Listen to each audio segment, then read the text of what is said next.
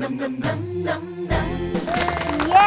Magandang araw po sa inyo mga kapuso. Samahan niyo po kami ni Chef Babes sa amin pong pagbiyahe sa iba't ibang bahagi ng Pilipinas para po matikman at manamnam ang mga lutuing Pinoy. Welcome dito sa Biyaheng Namnam. And of course today, nandito po tayo sa Queen City of the South, Cebu, para magluto po ng Chicken Binacol ala Namnam.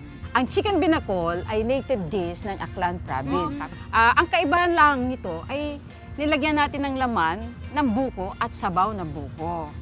Alam niyo ba, Chef Babes, isa ito sa mga ipinagmamalaki ng mga Kabisayaan, ano? Syempre ngayon, mas mapapasarap pa natin yan with Lucky Me Namnam. Kaya, Chef, paano ba? Simulan na natin itong pagluluto dahil excited ako at excited na mo, di ba? Nga makatilaw, ani? Okay, excited na. Unahin Ano po natin ang marination ng ating manok. Okay? Dito sa Bisaya, karamihan, manok ang gustong niluluto, no? Opo. As ihaw, sabaw. Lalagyan Marinate natin muna siya kayo. nito. Ito ang sikreto. So, Siyempre, ang Lucky Me Namnam original po ay may 3 linamnam ng meat, bones, and special spices na pang all-around seasoning. Kaya po pwede po itong pang marinate, katulad ng ginagawa ni Chef ngayon dito sa chicken. Pwede rin po pang sabaw ng pinirito o kaya mga ginisa at saka saucy dishes po.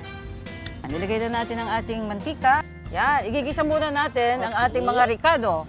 Okay, uunahin natin ang ating luya. Okay, susunod naman ang ating bawang. Sibuyas. Okay.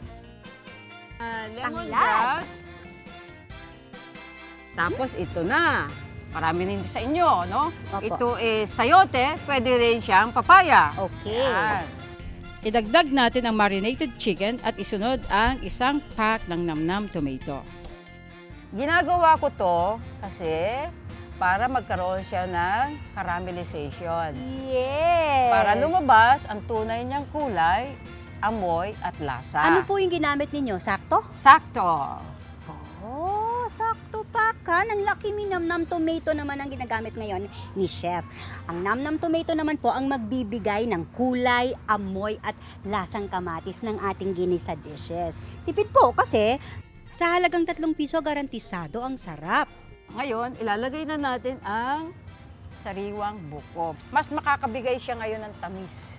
Pagkulo niyan, lalagay na natin ang coconut meat na magbibigay Ayan pa na. ng isang lasa. Ang dami na ha. Itong ating mga dahon, madali lang ito maluto. Kaya yan ay papatain na natin ang ating apoy. Ito po yung nilagay ko ay dahon sili. At ang malunggay ay napakadami dito sa Bisaya. Yes! Patay na ang apoy, so hindi na yan Okay. kumukulo. Yan ang another tip sa inyo. Kasi mas sariwa yung gulay, mas malaking sustansya ang makukuha. Pag labog ang gulay, kaunting sustansya na lang ang nakukuha. Heto na ang chicken binacol ala namnam. Hey! Mga unatap! Para sa kompletong recipe, go to www.luckymenamnam.com.ph.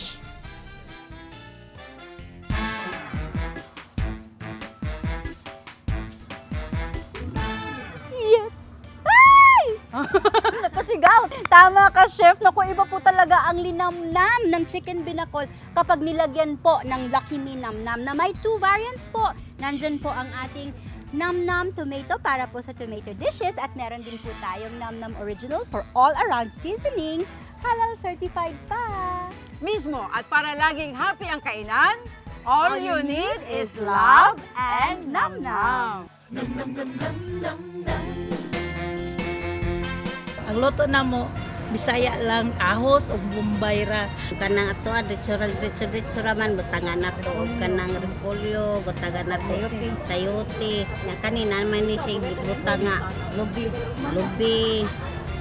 nya kanang sabaw sa Pero sa chicken binakol, mas masarap ngayon sa namnam. masarap ang namnam.